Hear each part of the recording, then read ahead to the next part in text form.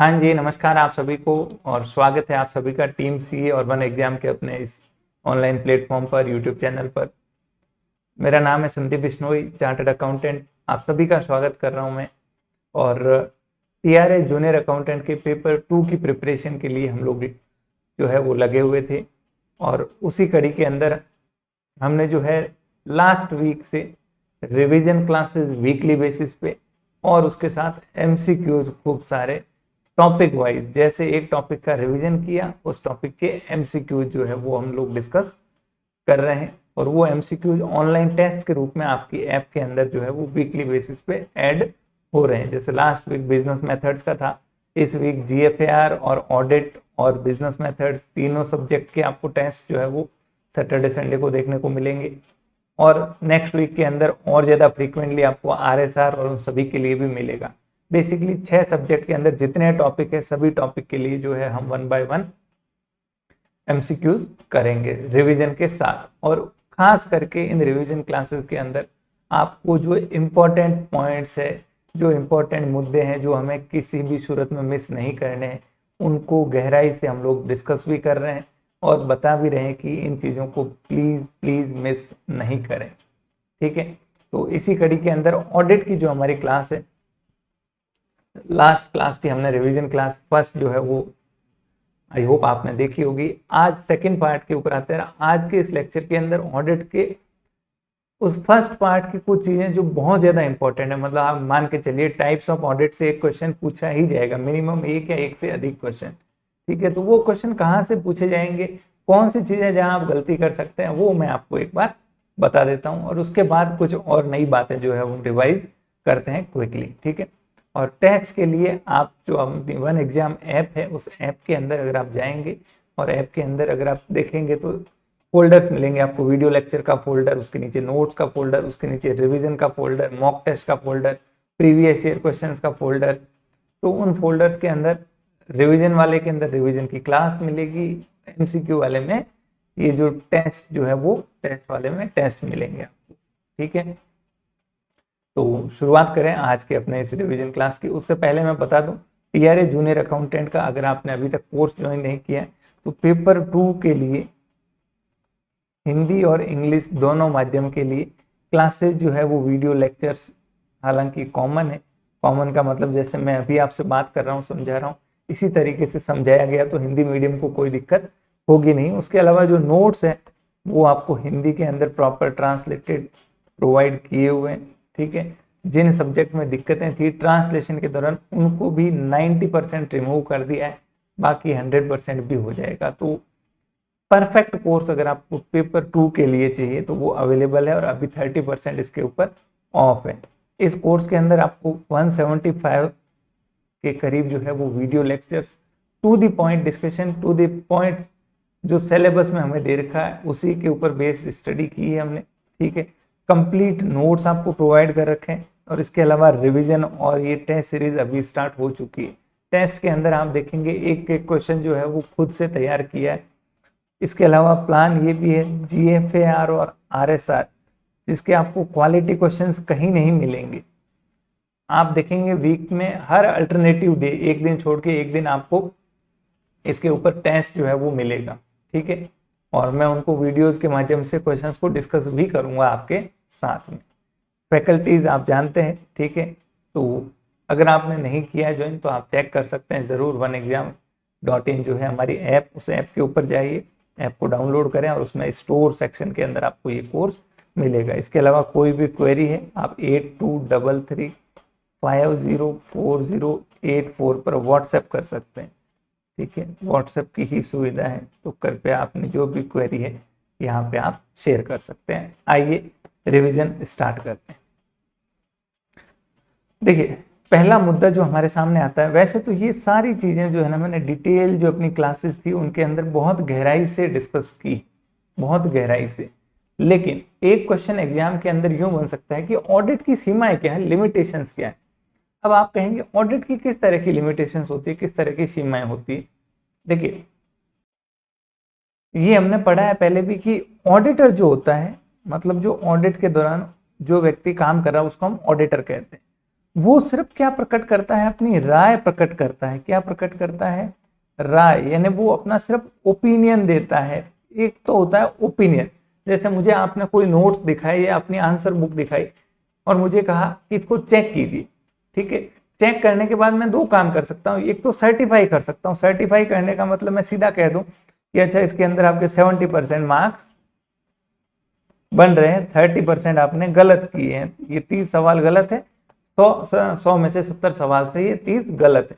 तो मैं बिल्कुल एक्यूरेसी के साथ क्या कर रहा हूँ, सर्टिफाई कर रहा हूँ आपकी आंसर बुक को। दूसरी तरफ मैं सिर्फ क्या कर रहा हूँ, राय प्रकट कर रहा हूँ कि हाँ ठीक है, बहुत अच्छा है, बहुत खराब है, सिर्फ अपना ओपिनियन दे रहा हूं, मैं सर्टिफाई नहीं कर रहा हूं। तो सर्टिफिकेशन और ओपिनियन में डिफरेंस होता है। सर्टिफाई करने का मतलब ये होता है कि आपने चीजों को 100% 100% चेक किया है, एक एक आइटम को चेक किया है और फिर आप जो है वो अपना सर्टिफिकेट दे रहे हो कि कोई गलती नहीं है क्योंकि मैंने सारी चीजें देख ली है। लेकिन मुझे आप बताइए, एक व्यवसाय, एक बिजनेस के अंदर साल भर में कितने ट्रांजेक्शन होते हैं? जैसे अगर आप बड़ी कंपनी देखिए, अडानी, रिलायंस, तो साल में कितने सारे ट्रांजैक्शन होते हैं। तो क्या उन एक एक ट्रांजैक्शन को ऑडिटर एक महीने के अंदर जो साल भर ट्रांजैक्शन हुए उनको चेक कर सकता है, उनके रिकॉर्ड चेक कर सकता है? नहीं कर सकता। तो इसीलिए ऑडिटर जो है वो, हमने देखा था, ऑडिटर का जो ऑब्जेक्टिव होता है यानी जो लक्ष्य होता है, ठीक है, ऑडिटर का जो लक्ष्य होता है, मतलब ऑडिट क्यों करता है, किसी भी व्यक्ति का कोई काम करता है तो उसका लक्ष्य होता है। तो ऑडिटर का ऑब्जेक्टिव जो है वो बताता है SA 200। ऐसे क्या होता है? स्टैंडर्ड्स ऑन ऑडिटिंग, मतलब अंकेक्षण के मानक है, ये अंकेक्षण के मानक है, स्टैंडर्ड्स है, ठीक है। और उसकी एक सीरीज होती है, ये कौन जारी करता है? ICAI, institute of chartered accountant of India, ये इसको तैयार करती है।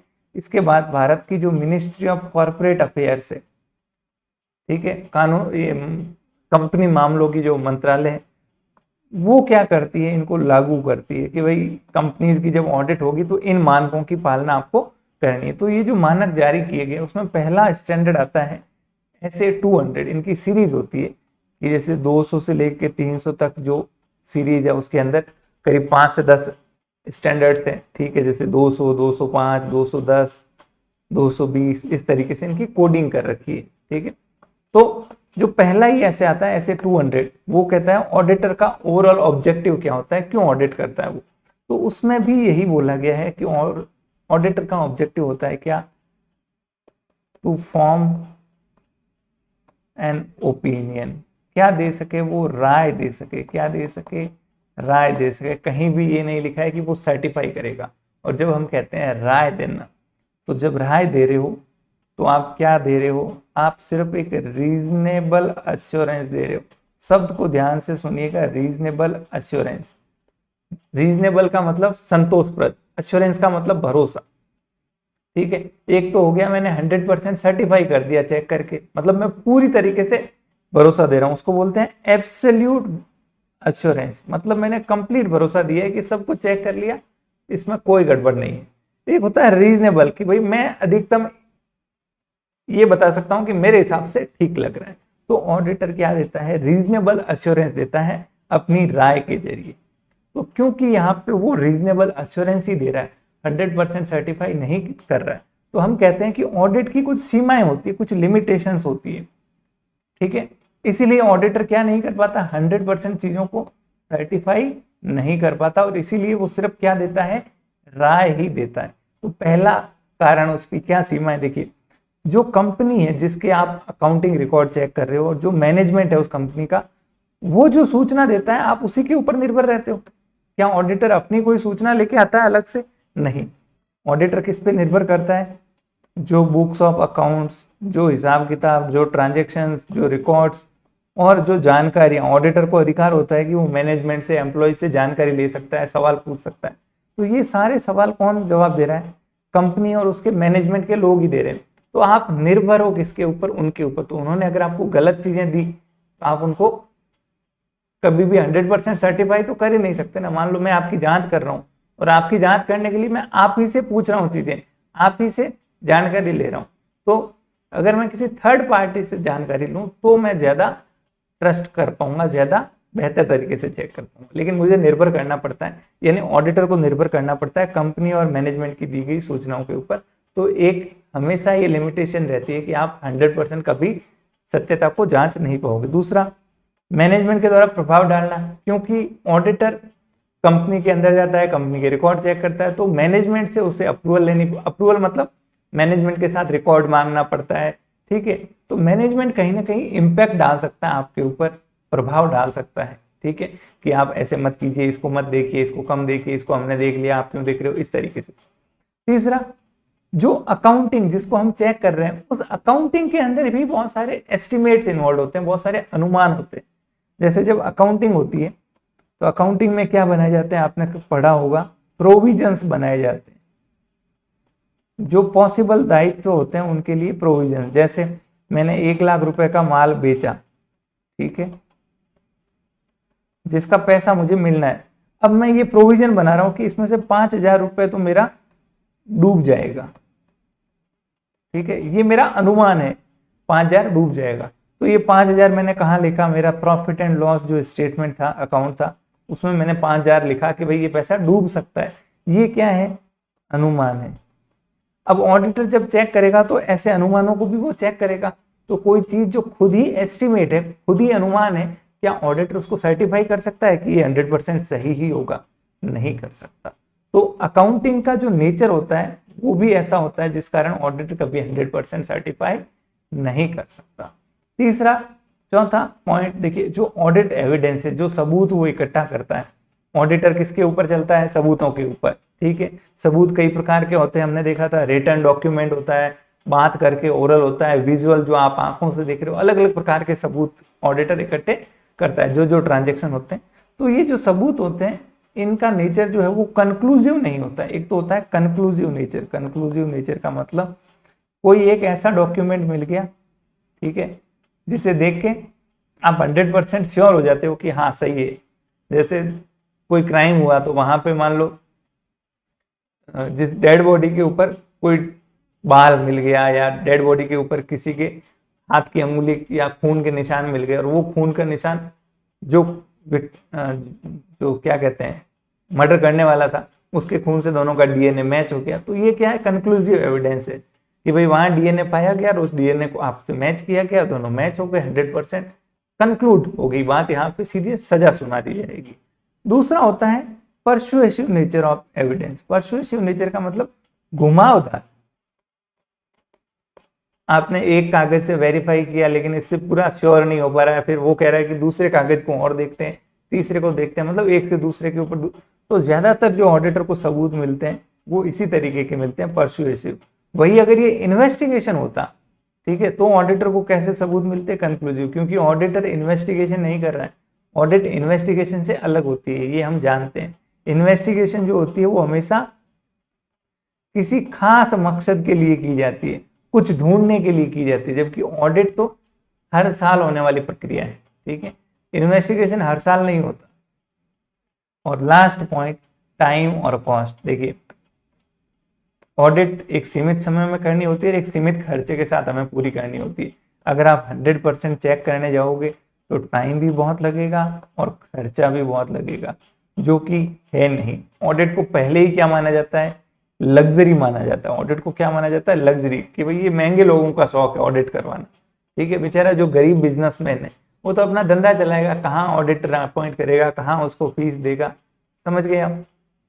तो टाइम और लिमिटेड खर्चे के अंदर कभी भी आप 100% एश्योरेंस नहीं दे सकते। तो ये सब वो कारण है जिस वजह से हम कहते हैं कि ऑडिटर सिर्फ क्या देता है, रीजनेबल एश्योरेंस देता है, 100% सर्टिफाई नहीं कर सकता। और यही ऑडिट क्या है, सीमाएं हैं, लिमिटेशंस। क्लियर? इसको और गहराई से मैंने क्लास के अंदर डिस्कस किया है, मैं जस्ट आपको रिकॉल करवा रहा था। मान के चलिए क्वेश्चन ऐसी जगह से पूछा जाएगा। Next, types of audit. Audit के प्रकार। ऑडिट कई प्रकार की होती है, ठीक है, और अलग अलग आधार पे हम ऑडिट को वर्गीकृत कर सकते हैं, क्लासिफाई कर सकते हैं, ठीक है। तो जब वर्गीकरण कर रहे हैं तो ये ध्यान दीजिएगा कि कोई चीज दोनों में आ सकती है। मतलब जैसे अगर मैं कहूं एक क्लास के अंदर 10 स्टूडेंट्स हैं, ठीक है, इसको मैं अलग अलग बेसिस पे क्लासिफाई करता हूँ। जैसे एक उनकी आयु के आधार पे,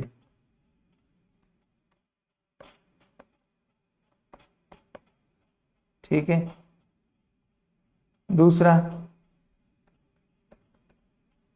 उनकी हाइट के आधार पे, तीसरा उनके मार्क्स के आधार पे,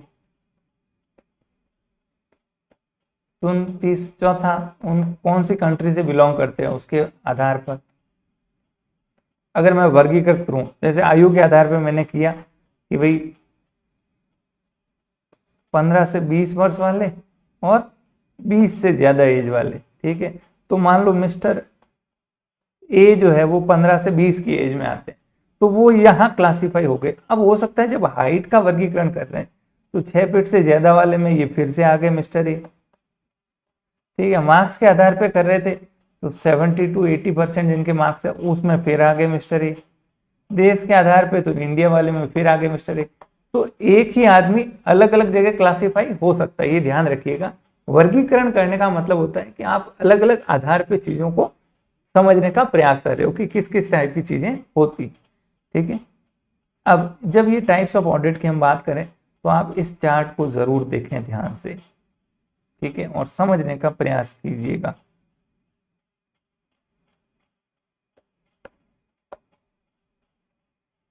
देखिए, अगर हम नेचर के आधार पे बात करें, ऑडिट के नेचर के आधार पे, ठीक है, कि किस तरह की ऑडिट है, उसका नेचर क्या है।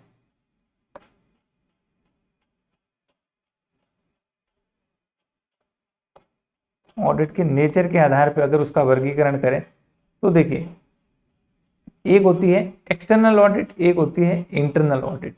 दो तरह की ऑडिट होती है, एक्सटर्नल यानी बाहरी, इंटरनल यानी आंतरिक। मतलब ऑडिट करने वाले व्यक्ति के संबंध में ये बात हो रही है। एक ऐसी ऑडिट जहां कोई बाहर का व्यक्ति आके आपके रिकॉर्ड्स को चेक कर रहा है तो उसको हम कहेंगे बाहरी ऑडिट, मतलब एक्सटर्नल, ठीक है। एक इंटरनल ऑडिट मतलब आपकी कंपनी के ही विभाग का, कंपनी के ही कर्मचारी आपकी ऑडिट कर रहे हैं, ठीक है, इसको बोलेंगे इंटरनल ऑडिट। समझ गए बात। अगर मैं नेचर के आधार पर बात करूं, एक हो गई एक्सटर्नल, एक हो गई इंटरनल यानी आंतरिक। क्लियर। बाहरी मतलब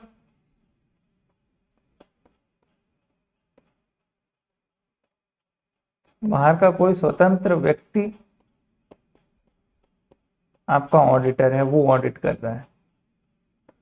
यहां आपकी कंपनी या संस्था का ही व्यक्ति, का ही एम्प्लॉय या उसका कोई डिपार्टमेंट है, उसके सारे एम्प्लॉय क्या कर रहे हैं, आपकी ऑडिट कर रहे हैं। तो इसको एक्सटर्नल और इंटरनल कहेंगे। अब जो एक्सटर्नल ऑडिट होती है जहां कोई बाहरी व्यक्ति करता है, वो 3 तरह की होती है। एक तो होती है स्टैट्यूटरी ऑडिट,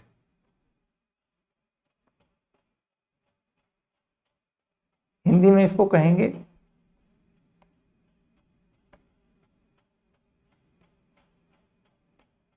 मैं एग्जैक्ट स्टैट्यूटरी का मतलब क्या होता है ढूंढ लेता हूँ, एक सेकंड, सॉरी। हाँ जी, इसको बोलते हैं वैधानिक अंकेक्षण, मतलब जो वैधानिक रूप से, कानूनी रूप से जरूरी हो। मतलब बाहरी यानी कोई स्वतंत्र व्यक्ति कर रहा है, एक्सटर्नल ऑडिट है, तो कौन सी ऑडिट, एक्सटर्नल ऑडिट। लेकिन एक्सटर्नल ऑडिट क्यों कर रहे हो, क्योंकि ये किसी कानून की मांग है, डिमांड है। कोई कानून जो आपके ऊपर लागू होता है वो कहता है कि आपको ऑडिट किसी बाहरी व्यक्ति से करवानी जरूरी है। दूसरी होती है वॉलेंट्री, मतलब स्वेच्छा से, कोई जरूरी नहीं है, कोई ऐसा कानून नहीं कहता, लेकिन आप फिर भी अपनी मर्जी से कोई बाहरी स्वतंत्र व्यक्ति को लगा के ऑडिट करवा रहे हो, ठीक है। तो जो स्टैट्यूटरी ऑडिट होती है ये क्या होती है, कंपलसरी होती है, जरूरी होती है, ठीक है। यहाँ बाहर का कोई स्वतंत्र व्यक्ति, आप कौन सी ऑडिट करवा रहे हो, बाहरी एक्सटर्नल ऑडिट। लेकिन क्यों करवा रहे हो, क्योंकि वो कंपलसरी है, किसी कानून के अंदर लिखा हुआ है। दूसरी स्वेच्छा से, ठीक है। अब स्वेच्छा से और कानूनी रूप से जरूरी कहाँ कहाँ होती है, तो इसको आप देख लीजिए ये कुछ संस्थाएं हैं जिनके लिए ऑडिट करवाना जरूरी होती है। मतलब यहाँ जो है वो आपको स्टैट्यूटरी ऑडिट, जिसको हम क्या कहते हैं, एक्सटर्नल ऑडिट, यानी कोई बाहर का व्यक्ति आके आपकी ऑडिट करके जाएगा।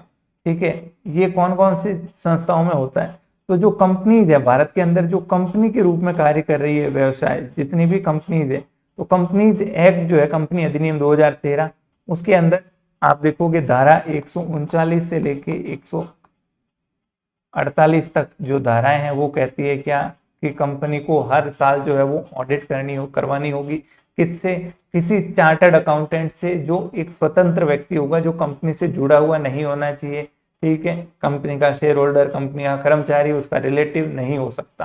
ठीक है, तो कंपनी के केस में आपको जरूरी होता है। फिर जो बैंकिंग कंपनीज होती है, मतलब बैंक्स, तो उनके लिए भी ऑडिट करवाना सालाना किसी स्वतंत्र व्यक्ति से जरूरी होता है। इसके लिए कौन कहता है, बैंकिंग कंपनी के लिए। तो बैंकिंग कंपनी भी होती तो कंपनी है, तो पहली बात तो कंपनी अधिनियम खुद कह रहा है। दूसरा, इनका जो बैंकिंग रेगुलेशन एक्ट है वो भी कहता है क्या, कि आपको ऑडिट करवानी पड़ेगी। ठीक है, तीसरा, इलेक्ट्रिसिटी कंपनी, तो ये भी वैसे तो कंपनीज है, काम भले ही इलेक्ट्रिसिटी सप्लाई का कर रहे हैं, लेकिन है तो कंपनी, तो कंपनी अधिनियम लग रहा है और वो फिर से वही कह रहे हैं कि आपको ऑडिट करवानी है। इसके अलावा इंडियन इलेक्ट्रिसिटी एक्ट, और ये भी कहते हैं। फिर कोऑपरेटिव सोसाइटीज है, तो इनका सोसाइटीज का एक्ट। ठीक है, ट्रस्ट है, तो उनके लिए ट्रस्ट के जो रूल्स होते हैं वो कॉरपोरेशन, सोसाइटीज, उनके लिए भी लागू होते हैं। तो ये कुछ संस्थाएं जहां कंपलसरी होती है। इसके अलावा जो अन्य भारत में व्यवसाय है वहां कंपलसरी नहीं होती। जैसे प्रोपराइटरशिप मतलब मैं अकेला व्यक्ति, मेरे नाम पे बिजनेस कर रहा हूँ, मुझे ऑडिट करवाने की कोई जरूरत नहीं। मतलब ये नॉर्मल ऑडिट। टैक्स ऑडिट एक अलग होती है, वो सिर्फ इनकम टैक्स के लिए होती है। सामान्य जो फाइनेंशियल ऑडिट होती है, इसको बोलते हैं फाइनेंशियल ऑडिट, वित्तीय अंकेक्षण। फाइनेंशियल ऑडिट क्यों, क्योंकि इसमें वित्तीय विवरण यानी फाइनेंशियल स्टेटमेंट्स की ऑडिट होती है, बैलेंस शीट हो गया, पीएनएल हो गया। फिर पार्टनरशिप फर्म होती है, उसमें भी कंपलसरी नहीं होती। ठीक है, हाँ, पार्टनर्स के बीच में आपस में ऐसा समझौता है, डीड है, कि हम किसी स्वतंत्र व्यक्ति से ऑडिट करवाएंगे, तो वो उनका आंतरिक मामला, वो अपनी स्वेच्छा से करवाए। ठीक है, तो ये हो गया पहला, नेचर के आधार पे समझ आ गई बात। फिर अगर देखें टाइम के आधार पे, समय के आधार पे, एक होती है कंटिन्यूअस, फाइनल, मतलब जो साल भर चलती है कंटिन्यूअस, साथ साथ में ऑडिट होती रहती है। जैसे जैसे ट्रांजैक्शन होते हैं, ऑडिट मतलब रोज ऑफिस खुलेगा उस व्यवसाय का, उस बिजनेस का। ठीक है, वहां क्या होंगे, काम होंगे, ट्रांजैक्शंस होंगे, खरीद बेच होगी, और एक ऑडिटर का अलग डिपार्टमेंट होगा, या एक अलग उसको डेस्क ऑफिस दे रखा होगा, वो उन ट्रांजैक्शन की साथ साथ में क्या करता रहेगा, ऑडिट करता रहेगा। ठीक है, तो ये क्या बोलते हैं, कंटिन्यूस ऑडिट, कि भाई आप साल खत्म होने का क्यों वेट करते हो। नॉर्मली ऑडिट कब होती है, जब 1 अप्रैल से साल शुरू होता है, 31 मार्च को साल खत्म होता है, 31 मार्च पे आपके प्रॉफिट एंड लॉस और बैलेंस शीट बनती है, उसके बाद आप क्या करते हो, ऑडिट करते हो, साल खत्म होने के बाद। कंटिन्यूस ऑडिट क्या कहती है, कि साथ साथ में। अब इसके फायदे भी है, नुकसान भी है, ये ध्यान दीजिएगा, एग्जाम में पूछा जा सकता है, क्या फायदा है क्या नुकसान। तो देखिए, क्योंकि साल भर काम चल रहा है साथ साथ में, तो एक तो जो फ्रॉड और एरर अगर कोई है तो वो जल्दी डिटेक्ट हो जाएगा, जल्दी सामने आ जाएगा, नहीं तो साल के बाद में पता चलेगा। दूसरा, जो कंपनी के एम्प्लॉयज हैं उन पे मॉरल चेक रहता है। मॉरल चेक का मतलब उन पे नैतिक रूप से दबाव रहता है कि भाई आप सही से काम करना, क्योंकि ऑडिटर बैठा है रोज चेक कर रहा है। ठीक है, तीसरा, इसमें काम जल्दी होता है, प्लस ऑडिटर अपनी राय भी देता है, चीजों को जहां गड़बड़ लगती है सुधार होता है। कंपनी की जो आंतरिक नियंत्रण प्रणाली है, इंटरनल कंट्रोल सिस्टम, उसके अंदर भी इंप्रूवमेंट होते हैं, ऑडिटर सजेस्ट करता रहता है। लेकिन नुकसान इसका ये है कि बहुत ज्यादा महंगा है, खर्चीला है, प्लस रेगुलर काम को डिस्टर्ब करता है। सबसे इंपॉर्टेंट बात, साथ साथ में आपने ऑडिट की, उसके बाद अगर कोई रिकॉर्ड्स में मैनिपुलेशन कर रहा है तो साल के लास्ट में आप वापस तो देखोगे नहीं, तो मैनिपुलेशन भी हो सकता है। फिर होती है फाइनल ऑडिट, जो साल के बाद में होती है, इंटरिम 2 सालों के बीच में। ठीक है, एक ओकेजनल जो याद आ गया, मर्जी हो गई तब करवा दी। ठीक है, फिर दायरे के आधार पे, स्कोप के आधार पे, मतलब जो अंकेक्षण है, जो ऑडिटर है, उसका दायरा क्या है। ऑडिटर जब ऑडिट कर रहा है तो उसका दायरा क्या होगा। दायरे का मतलब क्या होता है, स्कोप का मतलब क्या होता है। तो देखिए, स्कोप का मतलब होता है कि ऑडिटर मान लो गया स्टॉक चेक करने, कंपनी का जो स्टॉक होता है ना, माल पड़ा उसको चेक करने गया, तो गेट कीपर ने वहां से भगा दिया डंडे मार के कि तुम्हारी औकात नहीं है इसको चेक करने के लिए, ना तुम्हारी पावर में आता है। ठीक है, ऑडिटर ने कहा ऐसे कैसे, मैं तो ऑडिटर हूँ कुछ भी। उसने कहा नहीं, अभी तेरे को फ्री करता हूँ, स्टॉक तू चेक नहीं करेगा। तो ऐसा हो सकता है क्या कि उसके दायरे में क्या क्या चीजें आएगी, ये तय होना चाहिए ना पहले से। ठीक है, तो दायरे के आधार पे अलग, एक होती है कंप्लीट ऑडिट। कंप्लीट ऑडिट मतलब आप पूरा चेक कर सकते हो, जो भी फाइनेंशियल स्टेटमेंट के अंदर चीजें आ रही है, बैलेंस शीट, पीएनएल, जो भी ट्रांजेक्शन, उनको पूरा चेक कर सकते हो। एक होती है पार्शियल, आपको बोला सिर्फ आप तो कैश और बैंक अकाउंट की ऑडिट कीजिए। एक होती है balance sheet audit. Balance sheet में क्या होते हैं, असेट और लाइबिलिटी, संपत्ति और दायित्व। तो आप इनका दो चीजें करते हो, एक तो वेरिफिकेशन कि वो एक्चुअल में है या नहीं, दूसरा वैल्यूएशन, जिस वैल्यू पे आ रही है वो वैल्यू सही है या नहीं। ये इंपॉर्टेंट है एग्जाम की दृष्टि से, दोनों सब ध्यान दीजिएगा, असेट और लाइबिलिटीज का वेरिफिकेशन और वैल्यूएशन। सुनिएगा मेरी बात, हम पढ़ेंगे आगे, दो चीजें होती है, वाउचिंग एंड वेरिफिकेशन। वाउचिंग और वेरिफिकेशन। वाउचिंग जो होती है वो होती है खर्चों की और आय की, मतलब इनकम और एक्सपेंडिचर की क्या होती है, वाउचिंग। उनके सपोर्ट में वाउचर्स होते हैं, जैसे बिल हो गया, ठीक है, तो उनसे आप चेक करते हो। वेरिफिकेशन होता है किसका, असेट्स और लाइबिलिटीज का, जो संपत्ति और दायित्व कंपनी के होते हैं। जैसे कंपनी की संपत्ति है, प्लांट एंड मशीनरी है, कोई फर्नीचर है, कोई बिल्डिंग है, ठीक है। इधर दायित्व आपने कोई लोन ले रखा है, ठीक है, कुछ उधारी ले रखी है, कुछ आपके बकाया मिलने वाले हैं, तो ये सब संपत्ति है, आपके दायित्व। इनका क्या होता है, वेरिफिकेशन होता है कि भाई ये एक्चुअल में है या नहीं। मशीन है तो क्या कंडीशन में है, कहाँ रखी हुई है, उसका मालिकाना हक किसके पास है, क्या उसके ऊपर कोई लोन तो नहीं ले रखा, बिल्डिंग की रजिस्ट्री किसके नाम पे है, ठीक है। लोगों से आप पैसा मांग रहे हो तो उनसे पूछिए भाई कि वाकई में पैसा मांग रहे हैं कि नहीं मांग रहे हैं, ठीक है। लोन लिया तो लोन का एग्रीमेंट का है, तो ये वेरिफिकेशन होता है। दूसरा होता है वैल्यूएशन, मतलब ये जिस वैल्यू पे आ रहे हैं वो सही आ रही है कि नहीं आ रही। क्योंकि असेट के केस में क्या लगता है आपको पता हो तो, डेप्रिसिएशन लगता है। क्या लगता है, मूल्यह्रास जिसको बोलते हैं। जैसे जब हमने मशीन खरीदी, ठीक है, तब 10 लाख रुपए की थी। कितने की थी, 10 लाख रुपए। ये इसकी क्या थी, बुक वैल्यू, ठीक है। अब हर साल 10% हम क्या लगाते हैं, डेप्रिसिएशन, ठीक है। मान लो स्ट्रेट लाइन मेथड से हर साल 1-1 लाख रुपया, तो इस साल वैल्यूएशन उसकी क्या होनी चाहिए, 9 लाख। फिर अगले साल नेक्स्ट ईयर में क्या होगी इसकी वैल्यूएशन, 8 लाख, ठीक है। तो वैल्यूएशन भी चेक करते हो। तो दो चीजें, वैल्यूएशन, असेट की वेरिफिकेशन और वैल्यूएशन। तो बैलेंस शीट ऑडिट में क्या होता है, आप असेट और लाइबिलिटीज का वेरिफिकेशन और वैल्यूएशन करते हो, ठीक है। अब क्योंकि बैलेंस शीट के अंदर क्या आता है, प्रॉफिट एंड लॉस का बैलेंस भी आता है, साल में जो प्रॉफिट हुआ लॉस हुआ वो भी आता है लाइबिलिटी साइड में। तो आपको प्रॉफिट एंड लॉस भी बाय डिफॉल्ट चेक करना पड़ जाता है, क्योंकि प्रॉफिट एंड लॉस हिस्सा होता है किसका, बैलेंस शीट का, ठीक है। अब इस बैलेंस शीट ऑडिट को आप क्या कह सकते हो, फाइनल ऑडिट भी कह सकते हो। फाइनल ऑडिट क्यों, फाइनल ऑडिट का मतलब साल खत्म होने के बाद जो ऑडिट होती है। बैलेंस शीट कब बनती है, साल खत्म होने के बाद बनती है। तो बैलेंस शीट ऑडिट या फाइनल ऑडिट दोनों एक ही है। ये सवाल आरपीएससी 3 से 4 बार अलग अलग एग्जाम में पूछ चुकी है क्या, कि बैलेंस शीट ऑडिट इनमें से कौन सी है, क्या कहलाती है। तो सही ऑप्शन क्या है, फाइनल ऑडिट, ठीक है। या फाइनल ऑडिट क्या है, बैलेंस शीट ऑडिट, दोनों एक ही। अगली, ऑडिट इन डेप्थ, यानी गहराई से ऑडिट करना। देखिए कोई भी ट्रांजैक्शन जो होता है ना, मतलब कोई भी खरीद या बेच, मान लो एक आपने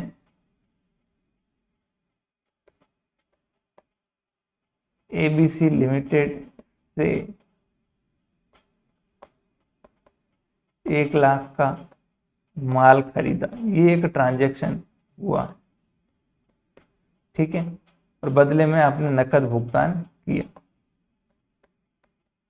ये एक ट्रांजैक्शन है, ठीक है। अब इस ट्रांजैक्शन की शुरुआत से लेके अंत तक पूरी चेन देखिएगा। ये ट्रांजैक्शन शुरू कब हुआ, ठीक है, सबसे पहले आपने क्या दिया होगा, सबसे पहले आपके पास ये मटेरियल खरीदने की रिक्वेस्ट आई होगी, उसको बोलते हैं रिक्विजिशन। किससे आई होगी, जिस भी विभाग जो प्रोडक्शन हो रहा है, जहां सामान बन रहा है, वहां से आपके पास आया होगा कि साहब ये रॉ मटेरियल माल चाहिए, उस कंपनी से खरीदिए।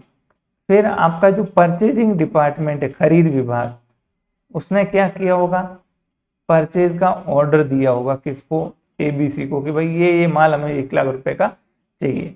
फिर उसके बाद एबीसी कंपनी ने क्या किया होगा, माल जो है वो डिलीवर किया होगा, पहुंचाया होगा। फिर आपके स्टॉक रजिस्टर के अंदर उसकी एंट्री हुई होगी, ठीक है। उसके बाद उसने बिल दिया होगा, बिल के बाद उसका भुगतान हुआ होगा, ठीक है। तो ये एक पूरी चेन है। अब किसी भी ऐसे ट्रांजैक्शन के शुरू से लेके अंत तक उसको पूरा चेक करना, हर स्टेज के रिकॉर्ड्स को चेक करना कि भाई यहाँ जैसे रिक्विजिशन आया तो इसका क्या रिकॉर्ड प्रूफ है, ठीक है। परचेज डिपार्टमेंट जो परचेज ऑर्डर दिया उसकी कॉपी दीजिए, डिलीवरी नोट दीजिए, स्टॉक में एंट्री का दिखाइए प्रूफ, बिल दिखाइए, भुगतान का रिसिप्ट दिखाइए। तो हर स्टेज पे ट्रांजैक्शन को चेक करना, मतलब किसी ट्रांजैक्शन को शुरू से लेके अंत तक ट्रैक करना और चेक करना कि भाई कहीं कोई गलती, कोई फ्लॉ, कोई मिस्टेक तो नहीं हो रही है।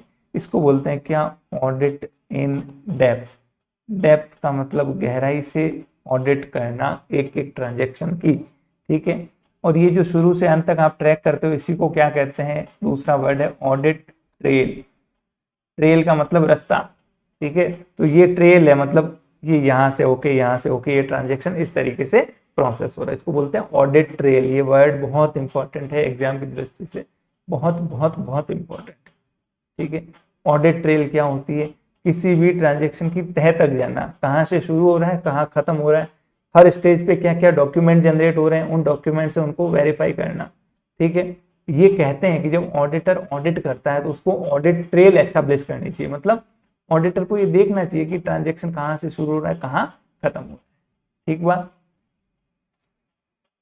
फिर कुछ और ऑडिट के डिफरेंसेस हैं, उनको एक बार जस्ट समझ लीजिए। देखिए, स्टैट्यूटरी ऑडिट और प्राइवेट फर्म की ऑडिट में क्या फर्क होता है। स्टैट्यूटरी ऑडिट क्या होती है बताओ,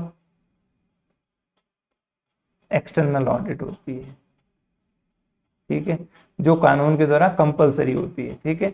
वहीं प्राइवेट ऑडिट क्या होती है, क्या होती है, इंटरनल ऑडिट। गलती से भी मत कह देना ऐसा, इंटरनल ऑडिट अलग होती है ना, जो कंपनी के खुद ही लोग कर रहे हैं। एक्सटर्नल ऑडिट के ही प्रकार होते हैं। एक एक्सटर्नल ऑडिट वो जो किसी कानून के तहत आपको मजबूरी में करवानी पड़ रही है, एक आप अपनी इच्छा से करवा रहे हो, ये उसकी बात कर रहा है ना, मतलब आपने वॉलेंटरीली खुद से करवाई आपकी, ठीक है, ऑडिट, जैसे पार्टनरशिप फर्म ने करवा दी। तो फर्क क्या है, पहले फर्क तो यही हो गया, यहाँ कानून की आवश्यकता, ये ऑब्लिगेटरी है, यहाँ ऑब्लिगेटरी जरूरी नहीं है, ठीक है। यहाँ अपॉइंटमेंट जो होता है वो शेयर होल्डर्स के द्वारा होता है, कंपनी के शेयर होल्डर जो है वो कंपनी के ऑडिटर का, शेयर होल्डर्स बेसिकली कंपनी के मालिक होते हैं, ठीक है। यहाँ जो कंपनी यहाँ तो कंपनी नहीं होती है, वो जो फर्म है उसके पार्टनर्स या उसका ओनर जो है वो अपॉइंट करता है। यहाँ योग्यता होती है, ऑडिटर हर कोई नहीं बन सकता, सीए होना जरूरी है, लेकिन यहाँ सीए होना जरूरी नहीं है, क्योंकि ये तो ऑडिट ही जरूरी नहीं है ना, आप इच्छा से करवा रहे हो तो किसी को भी अपॉइंट कर सकते हो, ठीक है। यहाँ जो ऑडिटर का दायरा होता है वो इस कंपनी अधिनियम में लिखा हुआ है कि ऑडिटर ये सारी चीजें चेक करेगा। यहाँ जो आपका दायरा है वो आपका जो एग्रीमेंट है उस मालिक के साथ कि आपको क्या क्या देखना है उससे तय होगा। यहाँ जो रिपोर्ट दी जाती है वो किसको दी जाती है, शेयर होल्डर्स को। यहाँ रिपोर्ट जो है वो ओनर को ही दी जाती है, ठीक है। यहाँ रिपोर्ट का कोई प्रिस्क्राइब्ड फिक्स फॉर्म नहीं है, मतलब फॉर्मेट नहीं है, लेकिन यहाँ रिपोर्ट का कंपनीज एक्ट में फॉर्मेट है। इसके अधिकार और इसके राइट्स और पावर्स वो भी कंपनीज एक्ट में डिफाइन है। यहाँ ऐसा कुछ नहीं है एग्रीमेंट से तय हो रहा है। यहाँ उसकी लाइबिलिटी भी है, जिम्मेदारी भी है। अगर ऑडिटर की नेग्लिजेंस की वजह से, मतलब ऑडिटर की लापरवाही की वजह से अगर कुछ होता है, फ्रॉड और एरर रह जाता है, तो ऑडिटर उसके लिए क्रिमिनली सिविल लाइबल रहेगा। हम पढ़ेंगे लाइबिलिटीज ऑडिटर की, लेकिन यहाँ वो लाइबल नहीं है। क्यों? क्योंकि ये तो ऑडिट ही कंपलसरी नहीं है, ठीक है। दूसरा, इंटरनल और एक्सटर्नल ऑडिट में क्या फर्क है? देखिए यहाँ ये ध्यान से समझिए, इंटरनल यानी आंतरिक, आपके कंपनी के भीतर के ही लोग कर रहे हैं। एक्सटर्नल यानी बाहरी, जिसको हम स्टैट्यूटरी ऑडिट भी कहते हैं। यहाँ जो अपॉइंटमेंट होती है, नियुक्ति, वो कौन करता है? कंपनी का मैनेजमेंट ही करता है। ठीक है, मैनेजमेंट कंपनी का पार्ट है। आप जानते हो कंपनीज के केस में कैसी वर्किंग होती है। कंपनी का मैनेजमेंट, जिसको हम क्या कहते हैं? बोर्ड ऑफ डायरेक्टर्स, ये क्या करते हैं? कंपनी को चलाते हैं। ठीक है, कंपनी के ओनर जो होते हैं, मालिक जो होते हैं, वो होते हैं शेयर होल्डर। ठीक है, अब जो शेयर होल्डर है वो किसी स्वतंत्र व्यक्ति को नियुक्त करता है ऑडिटर। किसके तहत? कंपनी अधिनियम के प्रावधानों के तहत, और वो आके कंपनी की ऑडिट करता है। ठीक है, तो उसका इस ऑडिटर का मैनेजमेंट से कोई लेना देना नहीं है। लेकिन मैनेजमेंट का ये सोचना कि भाई ये बाहर का व्यक्ति आके ये कोई चोरी पकड़ेगा, हमारी बेइज्जती होगी, उससे पहले हम क्या करते हैं? एक इंटरनल ऑडिट करवा देते हैं। मतलब हमारे ही कुछ कर्मचारियों को, कर्मचारी से, या इन्होंने परमानेंट एक विभाग बना दिया अपने अंडर, जो क्या करता है? साल भर इंटरनल ऑडिट करता है। तो ये होती है इंटरनल ऑडिट। ठीक है, अब देखिए फर्क पता चल जाएगा आपको। ये बाहरी ऑडिट तो शेयर होल्डर्स के द्वारा, ये मैनेजमेंट के द्वारा ही नियुक्त होता है। इसका नेचर क्या होता है? ये कंपनी के स्टाफ लोग ही करते हैं, जबकि ये बाहर का काम है। ठीक है, ये कंपनी का एम्प्लॉय हो सकता है, लेकिन क्या ये कंपनी का एम्प्लॉय हो सकता है स्टैट्यूटरी ऑडिटर? कतई नहीं हो सकता। फिर इसके लिए जो योग्यता है वो बता रखी है कंपनीज एक्ट के सेक्शन 141 के अंदर। ठीक है, किसके लिए? स्टैट्यूटरी ऑडिटर के लिए, सॉरी, है ना। जबकि इंटरनल ऑडिटर के लिए ऐसी कोई योग्यता नहीं। इंटरनल ऑडिट का ऑब्जेक्टिव क्या होता है? कि चीजों को इम्प्रूव करे। वो कोई बाहर किसी को रिपोर्ट तो दे नहीं रहा है। मैनेजमेंट यानी मान लो मैं कंपनी को चला रहा हूं, तो मैंने उसको अपॉइंट क्यों किया? ताकि चीजों में सुधार ला सके। उसका काम क्या होता है? कंपनी की जो आंतरिक नियंत्रण प्रणाली होती है, जो अकाउंटिंग सिस्टम होता है, उसमें सुधार कर सके। ठीक है, तो इसको आप जरूर पढ़िएगा। फिर फाइनेंशियल और कॉस्ट ऑडिट। फाइनेंशियल ऑडिट किसको बोलते हैं? जो ये वित्तीय ऑडिट हम पढ़ते हैं, जिसमें बैलेंस शीट, पीएनएल वगैरह होते हैं, इनकी ऑडिट जो होती है। कॉस्ट ऑडिट क्या होती है? हम देखेंगे कि कुछ कंपनीज ऐसी होती है जो क्या काम कर रही है? मैन्युफैक्चरिंग का काम कर रही है, मतलब उत्पादन के कार्य में लगी हुई। तो ऐसी कंपनीज को अपने उत्पादन के अंदर जो लागत लग रही है, लागत किस तरह की लगती है? देखिए, एक तो मटेरियल लगता है, सामान लगता है, कच्चा माल, एक लेबर लगती है, मजदूरी, एक ओवरहेड्स यानी खर्चे लगते हैं। ठीक है, तो इनके आपको क्या रखने पड़ते हैं? रिकॉर्ड रखने पड़ते हैं। ठीक है, कितना माल खरीदा, कितना लेबर लगा, कितना खर्चे लगे, और ये रिकॉर्ड इस तरीके से रखने होते हैं कि आप प्रति यूनिट कॉस्ट निकाल सको कि एक यूनिट बनाने में कितना खर्चा आ रहा है, ये लागत निकाल सको। इस तरीके, इतने डिटेल रिकॉर्ड रखते हैं। अब ये कंपनी अधिनियम कहता है कि ऐसी कंपनी जो मैन्युफैक्चरिंग उत्पादन में लगी हुई है, और हम बता रहे हैं उस तरह की ये इंडस्ट्रीज हैं, तो उनको सालाना अपने जो नॉर्मल ऑडिट हो रही है, financial audit, balance sheet, PNL, उसके अलावा अपने इन कॉस्ट रिकॉर्ड्स की क्या करवानी पड़ेगी? एक कॉस्ट ऑडिट करवानी पड़ेगी, लागत लेखांकन। ठीक है, कौन करेगा?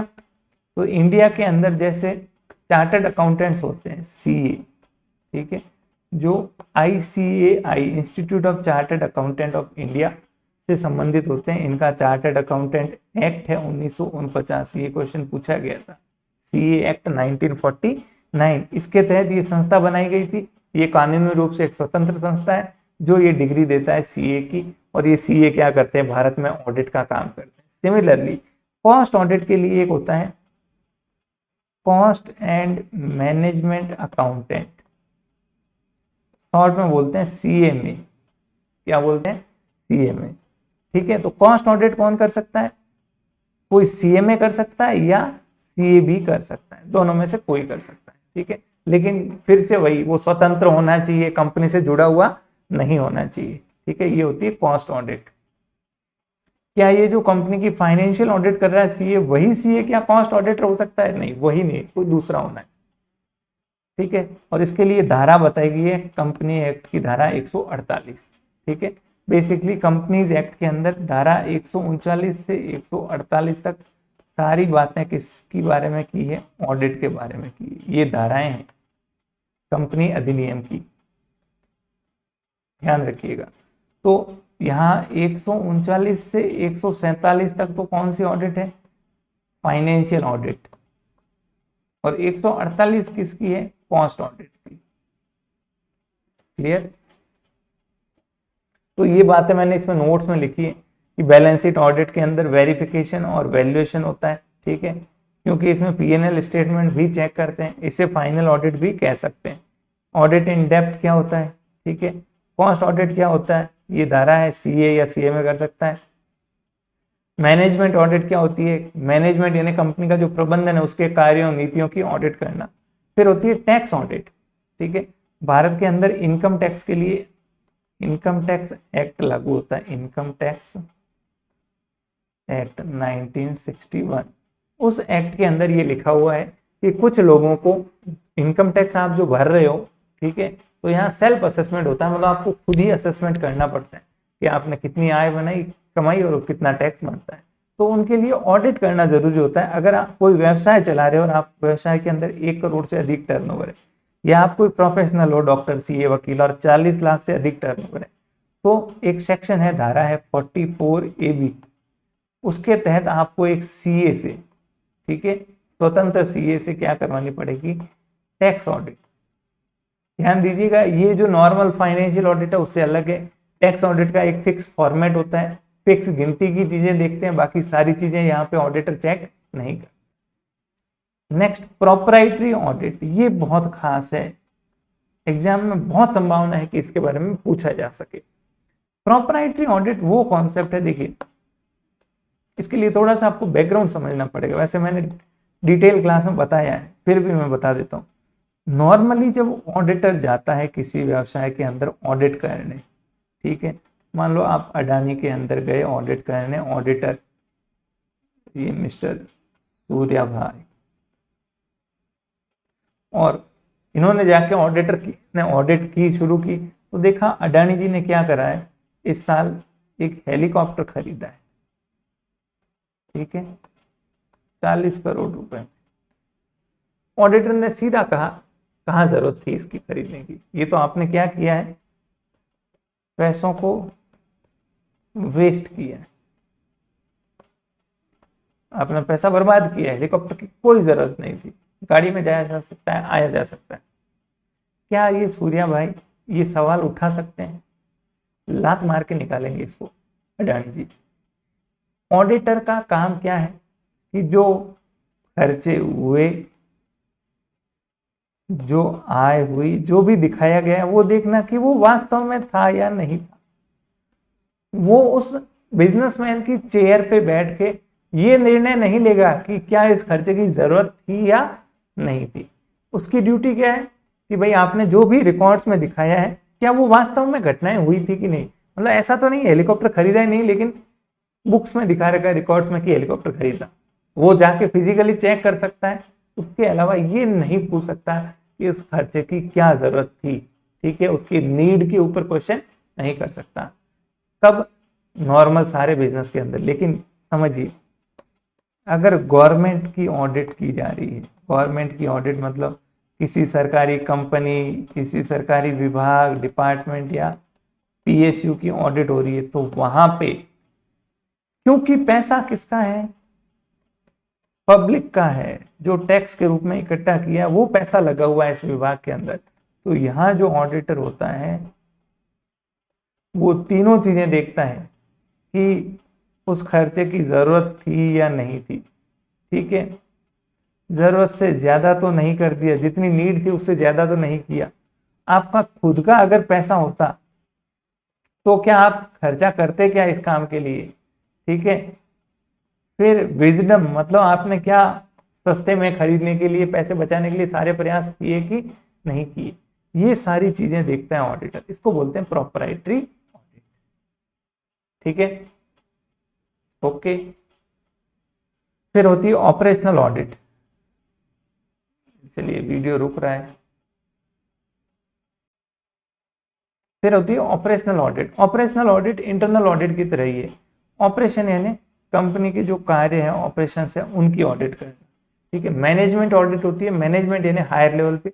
ऑपरेशनल यानी निचले स्तर पे जो कार्य चल रहे हैं वो सही है या नहीं। फिर होती है एफिशिएंसी या परफॉर्मेंस ऑडिट, या किसी की आप परफॉर्मेंस देख रहे हो, एफिशिएंसी। तो ये नॉर्मली कोई प्रोजेक्ट, कोई स्कीम्स होती है, तो वहां पे देखते हैं कि आपने टारगेट क्या लिया था और वास्तविक एक्चुअल रिजल्ट्स क्या है। तो आप दोनों को कंपेयर करते हो और देखते हो कितना एफिशिएंटली काम हो रहा है, परफॉर्मेंस क्या चल रही है, ठीक है। तो इसकी ऑडिट होती है परफॉर्मेंस और ये, ठीक है। ये जितनी बातें मैंने आज बताई मोस्ट इंपॉर्टेंट है, ठीक है। नेक्स्ट, ऑडिट प्लानिंग क्या होती है। प्लानिंग का मतलब होता है बेसिकली कि आप ऑडिट शुरू कर रहे हो तो ऐसा नहीं सीधा आके कुछ भी चेक करना शुरू कर दिया। इसमें क्या होगा, कोई इंपॉर्टेंट एरिया छूट जाएगा, आप कभी भी निष्कर्ष पे नहीं पहुंच पाओगे। आपको जो कॉन्फिडेंस चाहिए होता है, देखिए ऑडिटर राय कब प्रकट करेगा, जब उसको विश्वास होगा, भरोसा होगा, रीजनेबल अश्योरेंस होगा कि उसने सारी चीजें देख ली, सही लग रहा है, तभी तो वो राय प्रकट कर पाएगा। तो ये बहुत जरूरी होता है, आप शुरू करें उससे पहले क्या करना, ऑडिट को प्लान करना, ठीक है। कि आप प्रॉपर प्लानिंग करें कि आप यहाँ से काम शुरू करेंगे, क्या रिस्क है, कहाँ गड़बड़ ज्यादा हो सकती है, कहाँ गड़बड़ कम है, कहाँ ज्यादा चेकिंग करनी है, कहाँ कम चेकिंग करनी है, कौन सा व्यक्ति कौन से एरिया की चेकिंग करेगा, कौन सा व्यक्ति कौन से एरिया की चेकिंग करेगा, ठीक है। तो ये सारी चीजें जरूरी होती है। तो आप पहले क्या करते हो, प्लानिंग करते हो। प्लानिंग के लिए आप क्या करेंगे, अगर आपने पिछले साल भी इसी कंपनी की ऑडिट की है, मतलब पिछले साल भी की, अब सेकंड ईयर है, थर्ड ईयर है, तब तो आप क्या करोगे, अपने पुराने जो वर्किंग पेपर्स है, लास्ट ईयर की जो ऑडिट है उसके जो वर्किंग पेपर्स है, वर्किंग पेपर्स क्या होते हैं, ऑडिटर ऑडिट के दौरान कुछ रिकॉर्ड मेंटेन करता है कि उसने क्या चेक किया, हम पढ़ेंगे आगे। तो उससे आपको पूरा आइडिया मिल जाएगा इस वर्किंग पेपर से कि क्या किस तरह का बिजनेस है, किस तरीके से सावधानी रखनी है, कैसे प्लान बनाना है। लेकिन अगर आप पहली बार ऑडिट कर रहे हो किसी कंपनी की, ठीक है, तो आपको पहले देखना होगा कि आप जो काम कर रहे हो ऑडिट, उसका स्कोप क्या है, दायरा क्या है।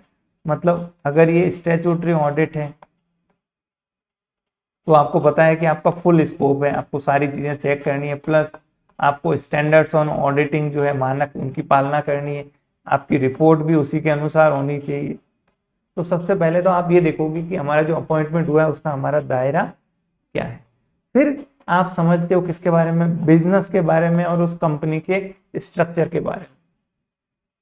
सीधी हम ऑडिट शुरू नहीं कर सकते, क्यों, क्योंकि कल को आपने ऑडिट की, पता चला कि 10 विभाग तो पीछे रह गए, आपने कंपनी को पूरा समझा ही नहीं कि कंपनी में कितने तरह के विभाग है, क्या काम करते हैं, कौन कौन से नियम लागू होते हैं, इसके ऊपर सारी चीजें आपको जैसे बैंक के लिए अलग तरीके से ऑडिट होगी, इंश्योरेंस कंपनी की अलग होगी, एक किराने वाले की अलग होगी, एक रिफाइनरी की अलग होगी, हर बिजनेस की अलग अलग रिक्वायरमेंट्स होती है। तो आप ऑडिटर को पहले बिजनेस और कंपनी के बारे में जानना चाहिए, जैसे व्यवसाय क्या है उसको समझना, ठीक है, वहां पे किस तरह का अकाउंटिंग सिस्टम है, अकाउंटिंग कैसे होती है, रिकॉर्ड्स किस तरह के रखे जाते हैं, ठीक है, कौन कौन सी बुक्स ऑफ अकाउंट्स मेंटेन की जा रही है, इंटरनल कंट्रोल्स यानी आंतरिक नियंत्रण प्रणाली कैसी है। ये आंतरिक नियंत्रण प्रणाली हम आगे पढ़ेंगे। वैसे मैंने पहले डिस्कस किया था कि कंपनी चाहती है कि हमारे यहाँ फ्रॉड और एरर नहीं हो, क्योंकि कंपनी के मालिक भी तो यही चाहेंगे कि भाई हमारे बिजनेस में कोई चोरी नहीं हो, ठीक है, तो वो नियंत्रण लगाते हैं। फिर काम का बंटवारा करना स्टाफ में, कि आप स्टाफ वाइज तय करना कि ये काम तुम करोगे, ये काम तुम करोगे। ऑडिटर अपने स्टाफ के साथ प्लानिंग करता है। और उसके अलावा कुछ अन्य जानकारी कि कौन कौन से कानून लागू होते हैं इस कंपनी के ऊपर, ठीक है, कंपनी का मैनेजमेंट कैसा है, इसका ऑर्गेनाइजेशन का स्ट्रक्चर कैसा है, ये सारी बातें वो इकट्ठा करता है। और इस प्लानिंग के बाद वो राइटिंग में एक लिखित क्या तैयार करता है, ऑडिट प्रोग्राम बनाता है। प्रोग्राम आप समझ गए, ठीक है, जैसे मुझे अगले 10 दिन घूमना है तो मैं प्रोग्राम बनाऊंगा कि ये मैं यहाँ से ये फ्लाइट लूंगा, उसके बाद ये करूंगा, वो करूंगा, वहाँ स्टे करूंगा, ये सारी बातें एक प्रोग्राम में होती है। सिमिलरली ऑडिटर क्या करता है, प्रोग्राम बनाता है। ये जो प्लानिंग और प्रोग्राम है, ये ध्यान रखिएगा, इसके लिए जो ऐसे 300 बात करता है, ऐसे 300 बात करता है किसकी, ऑडिट प्लानिंग की। जैसे हमने देखा था ऐसे 200 बात करता है, ऐसे क्या होता है, स्टैंडर्ड ऑन ऑडिटिंग। ऑब्जेक्टिव्स की बात करता है, इसकी बात करता है। देखिए आपको फेमिलियर होना पड़ेगा ऐसे इसके साथ। बाय द वे पूछ ले एग्जाम में ठीक है, एटलीस्ट जो इंपॉर्टेंट है वो तो याद रखिए। ऐसे 200 से शुरुआत होती है इसकी, ठीक है, और ऐसे 700 सीरीज तक ये चलता है, 200 to 700 सीरीज, ठीक है। 300 किसकी है, ऑडिट प्लान, ठीक है। ये बेसिकली ब्लूप्रिंट होता है ऑडिट का। ऑडिट प्लान में क्या क्या होता है, तो एक तो क्या क्या प्रोसीजर्स आप अपनाओगे, प्रोसीजर्स हम देखेंगे कि आप इंक्वायरी करते हो, कंफर्मेशन लेते हो, रीचेकिंग करते हो, रीपरफॉर्मेंस करते हो, कोई काम को दोबारा परफॉर्म करके देखते हो, कई सारे प्रोसीजर्स होते हैं। तो क्या क्या प्रोसीजर्स आप परफॉर्म करोगे वो लिखोगे। प्लान ऑफ एक्शन क्या रहेगा, स्टाफ के बीच में कार्यों का बंटवारा, ठीक है, कौन क्या कार्य करेगा और कौन सी ऑडिट प्रोसीजर फॉलो होंगे, फिर क्या क्या टेक्निक्स लगाओगे, एक एक चीज का रिकॉर्ड होता है इस प्लान के अंदर, ऑडिट प्रोग्राम के अंदर, ठीक है। और ये ऑडिट प्रोग्राम प्लान बनाने से पहले आपको वही सब बातें क्लाइंट के बिजनेस की वगैरह ये सारी जानकारी आपको होनी चाहिए, ठीक है। और ये ऑडिट प्रोग्राम दो प्रकार के होते हैं, एक होता है फिक्स्ड प्रोग्राम, मतलब आपने एक बार बना दिया, अब बस आप उसी के अनुसार काम करोगे। तो ये व्यवहारिक बात नहीं है कि आपने एक प्रोग्राम बना दिया और उसमें आप कोई परिवर्तन नहीं कर रहे हो। क्यों, क्योंकि जब ऑडिटर ऑडिट करता है तो ऑडिट के दौरान उसको क्या मिलती है, नई जानकारियां मिलती है कि अच्छा मैं तो ये अनुमान लगाया था यहाँ ऐसे होगा, लेकिन यहाँ तो ये गड़बड़ चल रही है, यहाँ ये फ्रॉड है, यहाँ ये कमी है। तो ऑडिट के दौरान जो जानकारियां मिलती है उसके हिसाब से उसको कुछ मामलों में, कुछ एरियाज में, कुछ आइटम्स में ज्यादा चेकिंग भी करनी पड़ सकती है और कुछ में कम करनी पड़ सकती है। तो आपको प्रोग्राम को लगातार मॉडिफाई करना पड़ता है। इसीलिए फ्लेक्सिबल ऑडिट प्रोग्राम सबसे बेस्ट है। फ्लेक्सिबल वो है मतलब जो ऑडिट के दौरान जो चीजें आपके सामने आती है उसके अकॉर्डिंग आप क्या करते हो, प्लान को, प्रोग्राम को मॉडिफाई करते हो, चेंजेस करते हो, ठीक है। ओके, चलिए आज इतना ही पढ़ेंगे। नेक्स्ट में हम पढ़ेंगे वर्किंग पेपर्स और उनके बारे में, ठीक है। इस सैटरडे को अभी तक जो 2 क्लासेस के अंदर हमने पढ़ा है, इसका एक टेस्ट जो है वो आपको देखने को मिलेगा। ये टेस्ट ऑनलाइन माध्यम से होगा, ठीक है, तो जरूर अटेंड कीजिएगा, मिस नहीं करना, ठीक है। अगर आपको वाकई में एग्जाम क्रैक करना है तो जो मिले जैसा मिले लग जाइए उसके ऊपर, ठीक है। और यहाँ तो आपको प्रॉपर सिस्टमेटिकली प्रोवाइड कर रहे हैं। मैंने आपको कहा था वीक के मिड में आपको रिवीजन क्लास मिलेगी ऑडिट की, वीक के एंड में आपको जीएफआर की क्लास मिलेगी, ठीक है, मेरे सब्जेक्ट की बात कर रहा हूँ। और वीकेंड पे दोनों के क्या मिलेंगे, आपको टेस्ट मिलेंगे, तो इनको मिस नहीं करना। थैंक यू वेरी मच, धन्यवाद। और अगर आपको ये हमारे एफर्ट्स वर्थफुल लगते हैं, आपकी तैयारी में कहीं मददगार लगते हैं, तो चैनल को प्लीज़ सब्सक्राइब करें और अपने साथियों तक ज़रूर पहुंचाएं। Thank you.